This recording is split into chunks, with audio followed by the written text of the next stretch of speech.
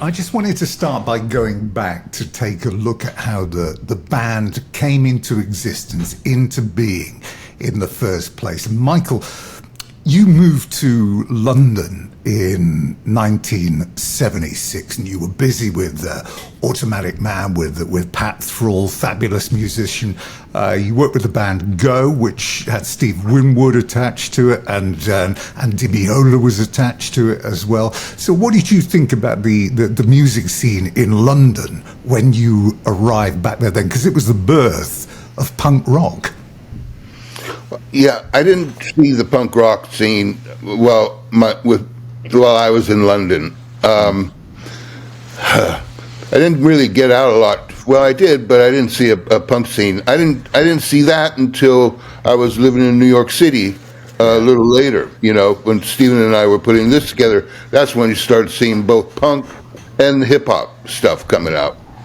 But while I was in London, although I enjoyed it very much, I did not see any of the, it must have been super underground and I wasn't a part of that or something. But in New York City, Stephen, right? I mean, it was like punk and like new wave, it wasn't Sex Pistols as much as like Elvis Costello type of vibe and those kind of bands.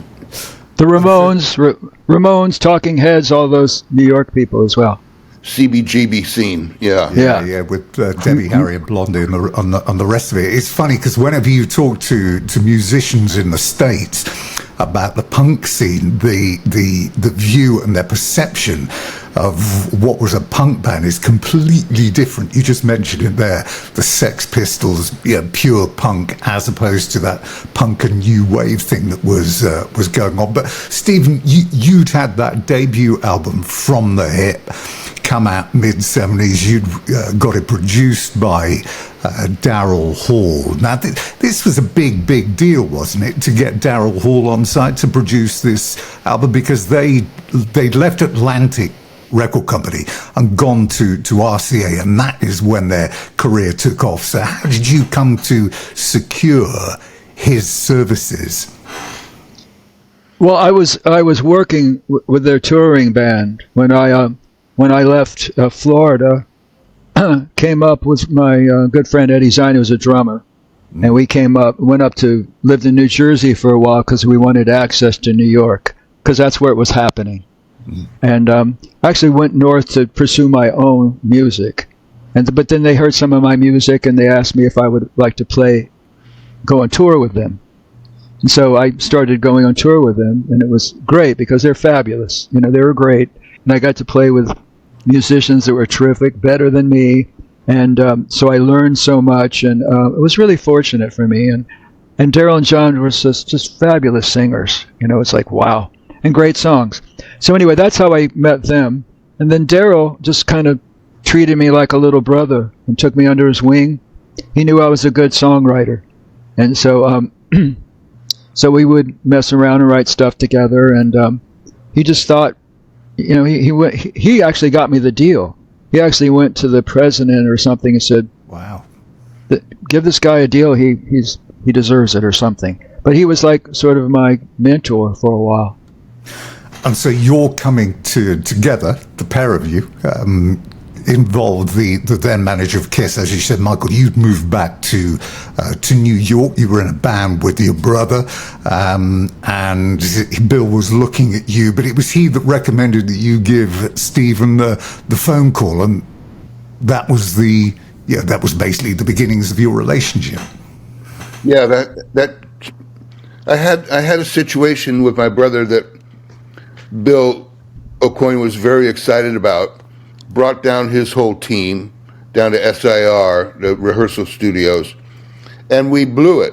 We blew that audition, and he was like disappointed and a little embarrassed and everything else. And he was like, "What happened?" And I didn't know what to say. But at that point, he said, "Well, do something." And I believe that he's the one that set me up with Stephen. There were some other people that he had recommended as well that were really strange characters. And then he set me up with Stephen, and Stephen got a phone call from him. What Stephen said, like, very surprising, right, Stephen? Like that they. Well, no, I got a call from you. Oh, okay, right. That Yeah, was yeah. yeah. Bill just said, call this guy. This is the guy you want. I remember you told me because you said you were talking to Bill and you were looking for people, and he said, this guy, this is the guy you want. And here's his number. You know, it was my mom's number or something, because Yeah. you had to track me down because I wasn't staying there. I was staying somewhere else. And then I picked up the phone. I was actually over on the beach side in Florida, actually sort of vacationing, I guess. And I was like, Michael Shrieve? I'm like, whoa, dude. You know, I mean, it was great because I'm a big fan of yours, always have been. So that was great, and that's how it started. So what was the objective, the musical objective? Because you both had such diverse backgrounds. What were you looking to achieve when you got together? What was the conversation like? Look, I want to start a new wave band, a pop band, a rock band. Where did you find your common ground? Well, Stephen, speaking for myself, I had just come out of Automatic Man, and that turned out to be a disappointment after a lot of work. And I still think I had it. I had something in me that wanted to put a band together that, you know, people could.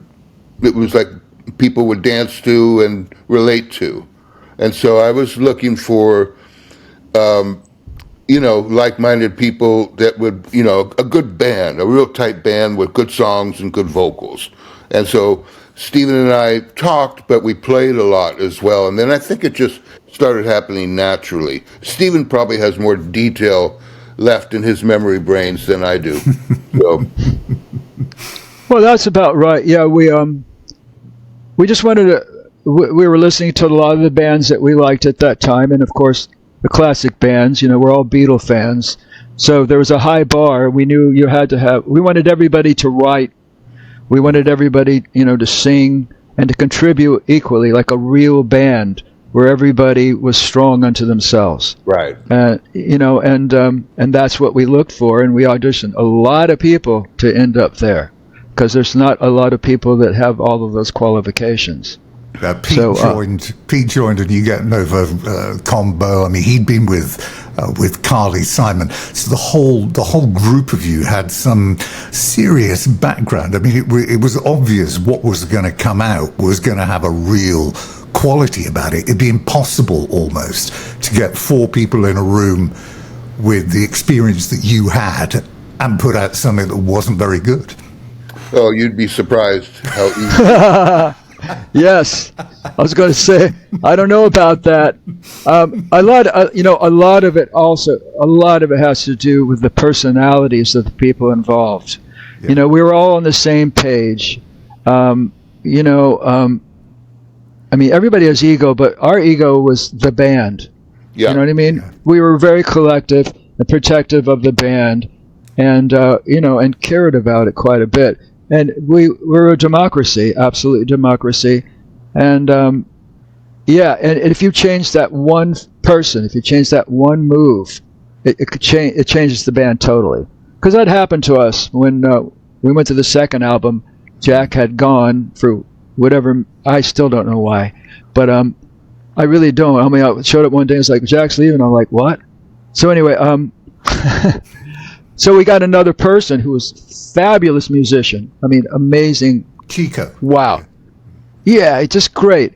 But there's a chemistry thing between certain people, you know, that like-minded thinking, you know, just that it works, you know, for everything you're doing. And that first lineup, which we have back together, it was the shit. Or shite, as I should say. Yeah, I mean, what we really wanted was a four-piece band where people could sing and write, and everybody could really play their instruments and excelled at whatever particular part they brought to the group, which includes, you know, being kind of masterful in helping people arrange and write the music so that it develops a sound, a particular sound, a specific sound. And so to get to that, it requires a lot of rehearsal, a lot of, kind of intimate working together, getting to know each other, getting to know how each other works, and then how it begins to gel together without forcing it, but bringing out what is the most natural aspect of each musician. And then it becomes something greater than each of us individually. That's the hope. In regard to your comment earlier about getting 4 good musicians in a room, it doesn't always gel as a band, because you got to throw your ego away too, and you got to, you know what I mean? It's like you have to work for the song and help whoever brings the song forward, like to really make it sound like something. And then after a while, you have a group sound, Yeah. So the album, when it came out, the debut album in '81, you had some great press. I think it was the Detroit News voted you the best band. So you were getting quite a lot of coverage. And then the single releases of Periscope, Tattoo were doing well as well. I mean, everything looked as if it was primed to reach whatever objective you set. But MTV was just born. You're appearing on television. So it was a good place to be. It was a good place to be, absolutely. It was a good time. I mean, we worked a lot in New York City. We became quite ubiquitous. We were like playing everywhere that we could. We went on the road with a bunch of different people, from Cheap Trick to Greg Lake. Yeah, and The Who. And we opened for The Who. Pete Townsend was a big fan of the band, used to come to our gigs in New York City. How did this come about? Because if you look at the audience for The Who and where you were coming from, I mean, it's in different camps. The music, what was it that drew Pete Townsend to you? Because that was a big deal as well, getting an opening slot on the Who tour. So where did you meet Pete for the first time, or Roger Daltrey, or how did that happen? It was Pete. I met Pete through a friend, and we hit it off. It was from Michael Johnson. Remember Michael Johnson, who ran SIR, Stephen? And then we became friends, and then, Pete was around New York quite a bit, doing whatever he was doing, working on songs or doing some business or something. And so he would go out at night, and it turned out that he really loved the band. I mean, he loved the group. I always joke when I do some of these interviews, saying that you could see Pete jumping up in the back because he's so tall. But we had a strong rhythm section. Actually, the whole band became a rhythm section. That's how tight it wasn't just bass and drums. Everything grooved hard. I mean, on those songs like Up Periscope, for instance, I know that was one of Pete's favorites, but it's just got a force to it. And then he was kind enough to offer us, I don't know if it was 1 or 2 opening slots for them in Cleveland or Cincinnati or somewhere like that, right, Stephen? I don't remember. It was big. It was big. The big arena thing, and so I don't know. We became a bit of the it band around town. There was a club called Tracks, which in England, I think during the 70s, when I was there, what was that club that was like all the rage? In London, the Marquee Club. Well, the Marquee for certain, and then one other one where everybody hang out, where there was also bands. But we were playing in those kind of places, like in the U.S. I mean, in New York City, Yeah. And so, I mean, we were working with an English producer named Chris Kimsey, who I knew from Automatic Man, but he was working a lot with the Stones in New York City at that time, and so Chris agreed to work on our record with us, and that made a big difference too, I think, sonically. So did Desmond Child have any involvement?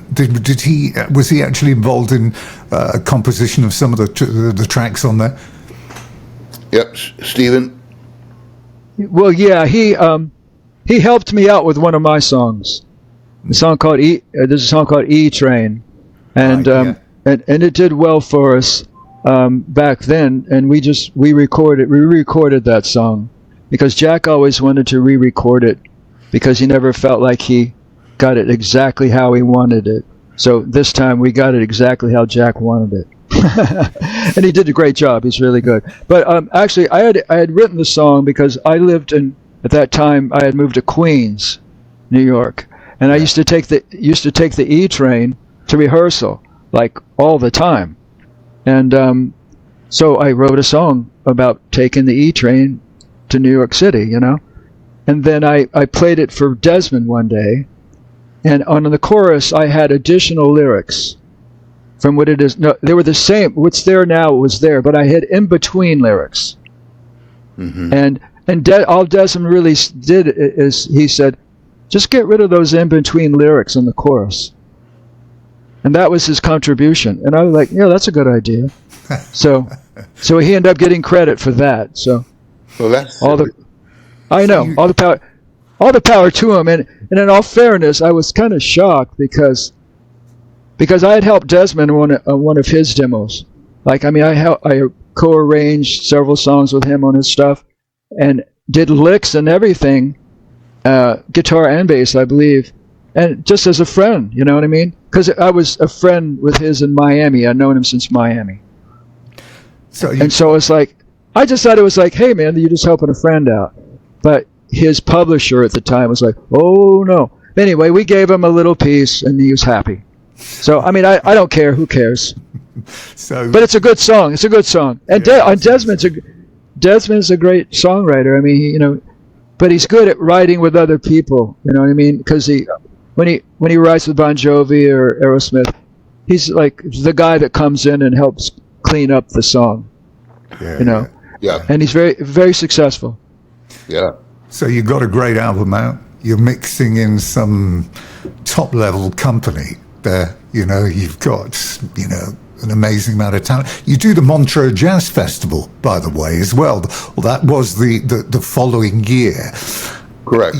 You were on with the fabulously named Ping Pong and the Lounge Lizards. Do you remember that?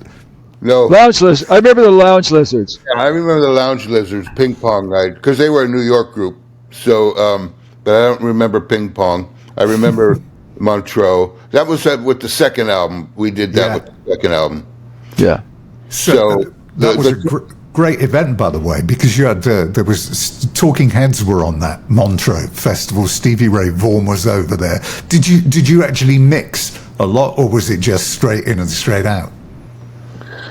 I don't remember mixing a lot with people. When we were done, I think that we weren't the kind of band that could necessarily, hang out for a week in Montreux.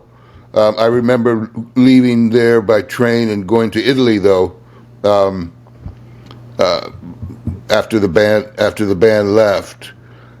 And that was a transition for us because Jack had left, and then we did the other album, which we've been focusing so much on this album, rightfully so, and how right Jack is and was for the band.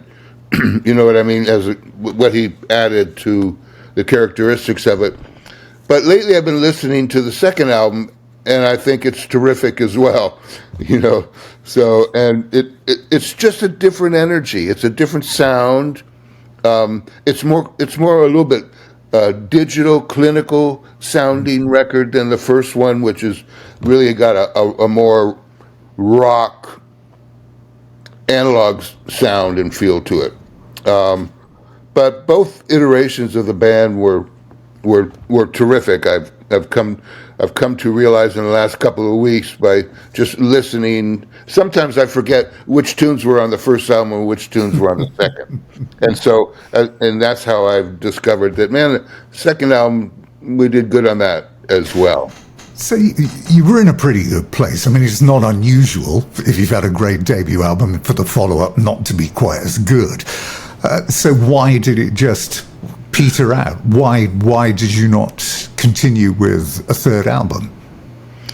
Well, Stephen, I mean, it's just one of those situations that is not unusual, where the record company has, they want that hit. They want that hit, and they want you to break through. They were doing tour support. We had management as well. So there was money being spent on the band, but the money dried up, and it's really difficult to have a band out there. I think, unless you're 20 years old, and want to just be in a grungy van and tour everywhere. Yeah. It felt like a natural thing where it just kind of went away, right, Stephen? Well, yeah, there was a series of events, and also because there's always musical chairs at record companies. Right. And so that was happening. I mean, I think we went at least 3 different presidents when we were there. I know 3 different ones. I think that was about right. This but was luckily, Polygram, wasn't it? Yeah, Was it Polygram. Yes, but the one talking about the difference between the two. I think because we did make really good inroads, positive inroads with that first one, and the second one was so different. It wasn't time to be so different. It just wasn't time for us to be not presenting what we presented on the first one. Usually when people are going different, isn't like the 4th album or something. But anyway, so I think they were like, they liked it, and they were picking songs, but it didn't have the same enthusiasm of a Periscope, Citybound, or Tattoo. They were just really crazy about those songs. Like, whoa, these are great, and even more songs than that actually they liked. But what got weird is that they wanted to actually go back after the second album and release Citybound from the first album because they never released it, and they felt like, oh, we missed on that. In fact, the president himself told me we messed up. We should have released and put a lot of money. We should have done a video for that song. So instead of offering us a third record, a full record right away, how about let's release that single? In fact, they wanted to release a live version of it. And we were like, it just hit us the wrong way. It's like, well, you should have figured that out back then on the first album if you guys love that song. Why didn't you release it then? And their concept was that nobody else could relate to it. The song is about the New York subway, right? Yeah. And their concept was, nobody's going to be able to relate to a song about a New York subway. That was their thinking. And then within that time, Men at Work came out with the song Down Under, where they're singing about Vegemite sandwiches and stuff, which I nobody knew what the hell that was. Yeah. And so they were like, so they listened to that, and I remember the president telling me, so we were thinking, well, if that can be a worldwide hit, we were wrong in thinking that a subway song about New York can't be a hit. Brilliant. And so they wanted, isn't that great thinking? Yeah. So anyway, Fabulous. yeah. So, but it just put us off. That put us off. It's like, well, that's weird. And then they said, well, if you don't want to do that, we'll commit to an EP, right? We'll do 5 songs or whatever an EP is. And we were like, wow, it's like, we're ready to do an album, kind of thing. And so that kind of put us off. That's the whole thing. And then, when that money starts getting tight, then manager starts freaking and everybody starts freaking. And we're there to make music. That's why we're there. And so all this business stuff, it just got too crazy for us. And we just said, heck with it. So did you guys stay on good terms then over the years? I mean, you didn't disband where everybody walks out the door and they hate each other. I mean, you stayed in. No, it wasn't. No. It wasn't like that at all. I remember now going on the road for the second album, and because you do so much work, a new group, and you go out on the road and you meet all the all the record company promo people in every city, this, that, and the other. I remember going out for the second album, and I mean, much more than one time, the promo people would say, "What happened?" You know, on the second album, and I'm like, "Fuck you," you know. It's like, I mean, it's a good record. It's but it's like to hear that after all the work you put into something, and they go, "What happened?" I mean, if I felt like that, I wouldn't have even gone on the road to promote it, you know. And so, I think that kind of attitude, also. I mean, I think Steven's probably right that they wanted whatever the first album was, but I've been discovering that. Like I mentioned earlier in the last couple of weeks, that listening to the second album, it was really, really, really good record. I guess they need that one tune, to bring it home, as they say. And perhaps we didn't have that. Michael, I remember that rep that you're talking about, that promo guy. It was at Harpo's in Detroit. Oh, wow. And we had the year before been Band of the Year, and our song Up Periscope was Song of the Year. And I remember he said, "There's no Up Periscope on this album." And you were like, "Yeah, but there's a whole bunch of other songs on this album." You really got, you were like, "Bullshit, man. Your job is to push it." Yeah. I mean, thinking about it now, it gets me upset again. It's like that whole thing is a game I don't like. I just don't, and also for it to be such a delicate relationship, I don't know. I had come up in the early 70s and stuff when a record company like believed in you and stuck with you, and helped to, you to grow as a group, and we grow together. And it was this period where if you didn't have that one hit, you're gone. It's like, that's not how you build. That's not how you build a band, for one thing, either. So that the band always has to have a hit. Always has to have a hit. I mean, all those bands out of the '70s, they didn't all have hits on every record. No, it's true. But they have a body of work. Bringing it back to a happier time, then, Stephen, you were the catalyst then for getting back together. You're going through all these old demos. Where did you think you could pick up, and why did you think that it would work? Because it's a long time has passed. Everybody's older, obviously. So why did you think that this was a great idea? Well, because it was really good music. That's the main thing. Listening to the tapes, and going through them, I was just super impressed by what a really, really good band we were, and how good everyone was. Especially listening to those demos, which are so impressive, because we would just go in and bang them out in an afternoon live, and that's for the last 25 years, everything for me production wise, I've been, Pro Tools, and everything's perfect, and all of that. And to hear just a band going in and being a band, it was like very refreshing. And it's so, rare, isn't it? After 40 years, 44, yeah, to get everybody, an original quartet together. Yeah, again. well, absolutely. So yes. There was magic in the room. Yes, there was. Well, it was that magic that I felt, and the love for these guys, and realizing that we had a good thing. It was like, well, wait a minute, because I don't hold grudges. What's the point? So when I look back fondly on things, and I try to just remember the good stuff. And there was way more good stuff for that band when we got together, and especially before we even had a record deal.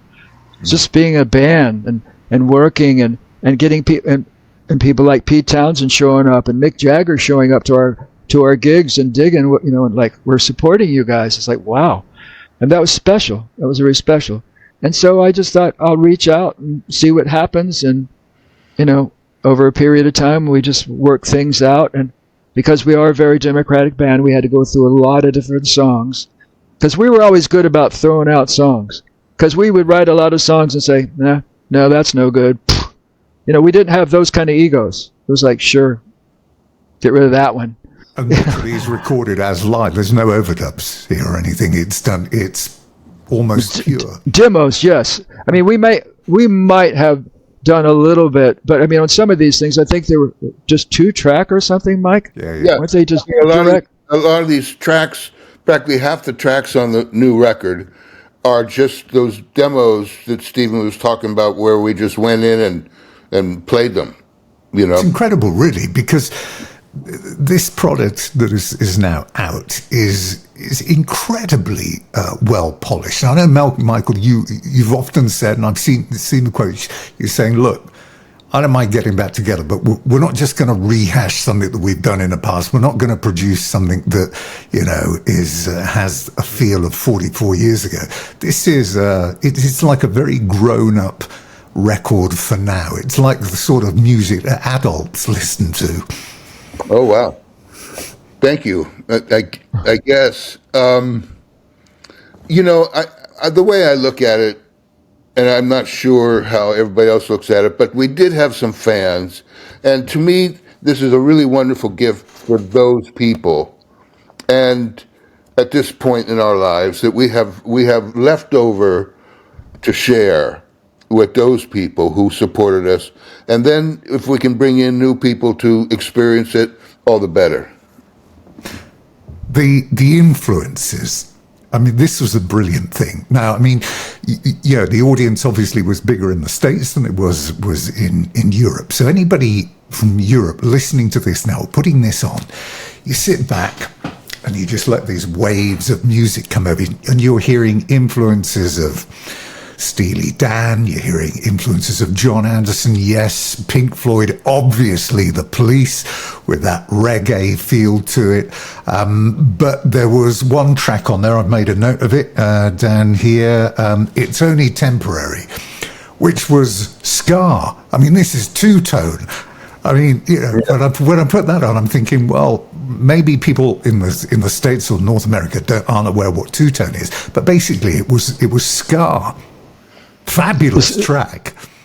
Oh, thank you. The Specials and all those folks. Yeah. Yeah, and the Clash. I mean, we were big into reggae and stuff. I mean, way back. When I was living in Miami in the 70s, the early 70s, I had some friends that would go to Jamaica on a regular basis and bring back all this, reggae, ska, whatever they were doing. So I was really hip to like Jimmy Cliff and Bob Marley very early on. And they were great songs because, see, I'm all about songs. I don't care what kind of music it is. I love good songs. And Jimmy Cliff, I mean, wow, some great songs. Stuffed. I mean, the album is stuffed with great songs. What's been happening with you? When that first came on and comes out the speakers, you're just thinking, it's the Beatles. It's Day Tripper. That's right. Yeah. That's right.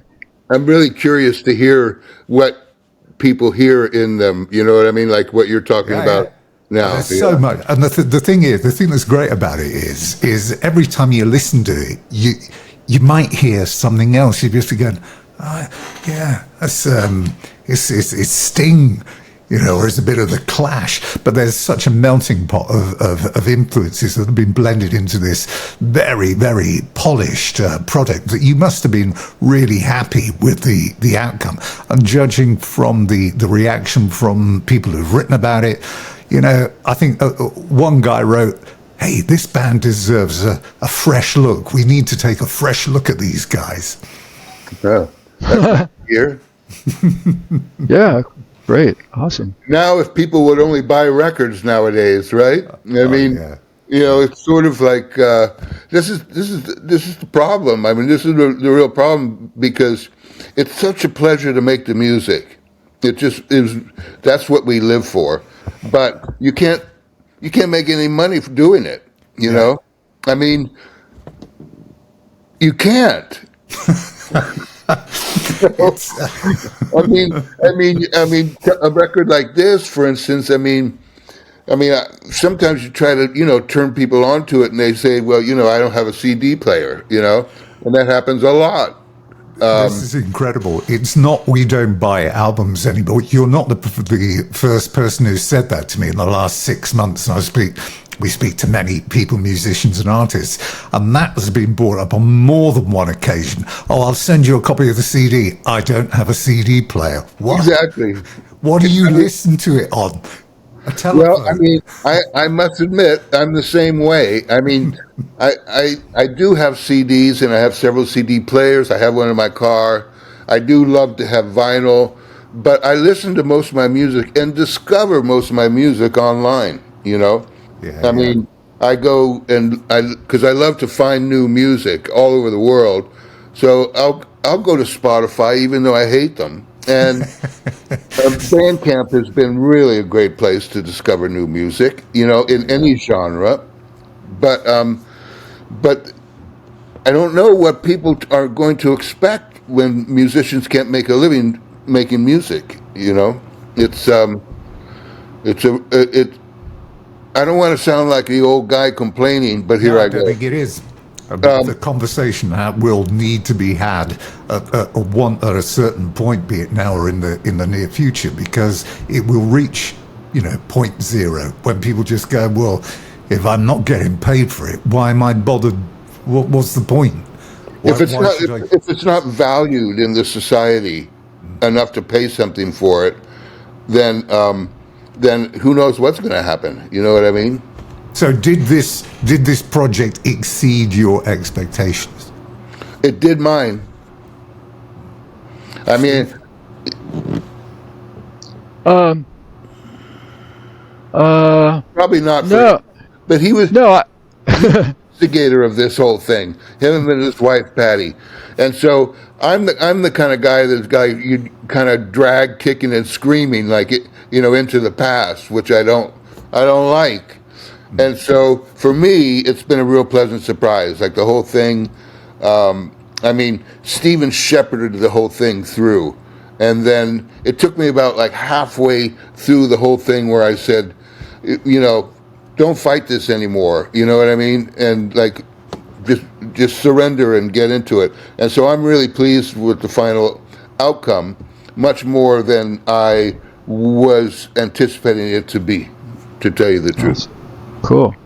So that's a good thing. I mean, that's honest. Yeah, that's great. That's even better than me thinking it was going to be good all along. Well, both are valid, you know. So tell me, the question has been broached. Obviously, would you like to do some live performances now?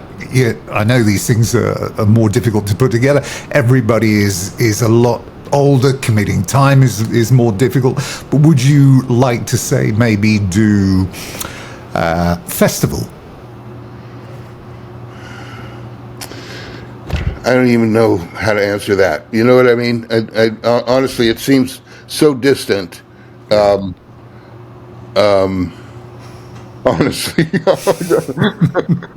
it's like it feels like the past. You know, somewhere back there, and but festivals. I mean, I don't know. I don't. Would you like to? Would you like to do it? Would you like to get on a stage and play some of these songs? Sure.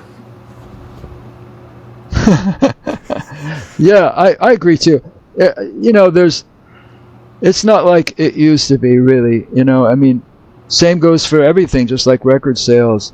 You have to be at a certain point to be able to pull all that stuff off. I mean, literally, and none of us want to be in a van breaking down on the street. You know, so, yeah, you know, because we've, you know, yeah. And we all are very busy doing other things. I know Michael is very creative. He has a new album out called Drums of Compassion, which you should check out. It's awesome. And I'm, you know, I have a rock band called the Bandies. We have an album coming out next year. It's pop rock, eclectic pop rock. Mm-hmm. And I work with a group called the Wild Roots, which is a very rootsy kind of thing, like old school art, rhythm and blues, soul, blues, roots rock kind of stuff. Yeah, and I do that. In fact, I'm in rehearsals with them right now to play some gigs. So really, should we yeah. be primed for a follow up here? Because I suppose based on how long it's taken you beforehand, we should be expecting it about 2064 then. Well, I think we know how to do it now. I mean, I'd be happy to do more music. I mean, even if you say, we're not going to do live gigs, this, that, or the other, but the experience of putting the music together and writing some tunes, that would be a pleasure. So, Perfect. I mean, but it's got to be an act of love. So you got to really want to do it, and you really got to think that there's going to be something fabulous that comes out of it. At least in terms of our own aesthetic here as a band, Novo Combo. One last question then. When you look at everything that you have both done in your extensive careers over 4 and 5 decades, where does Novo Combo fit in terms of what's given you the most pleasure in your careers? Well, I tell you, for me, it's like having children. You know what I mean? This took a lot of energy and a lot of effort and a lot of heart and soul. So it's always going to have a really important place in your life, only to be sort of reignited by this thing happening that Steven pushed for. Now we get to be friends again and make music again. So it reminds you of how good a time it was. It reminds you of how good the music was. Like Steven said, it reminds you how good a group we were. Because I don't have a tendency to live in the past, but it's nice to know that when you put so much time and energy into something, that it was something that was really worthwhile. What about you, Steve? Well, I was thinking about another thing that pushed me along on this. One of the things, Jack Griffith, forever has been wanting to reunite Novo Combo. Forever. I mean, for years he'll contact us, come on, man, let's do some Novo stuff. Now I was like, dude, it's not going to happen. You know what I mean? For years. I mean, I love the band, but it's not going to happen. Right. I mean, forever. I mean, he's basically been saying that ever since he left the band. It's the worst thing I should have never left. I made a mistake. He's been regretting it all his life. And I can say that it's been top of mind with him forever.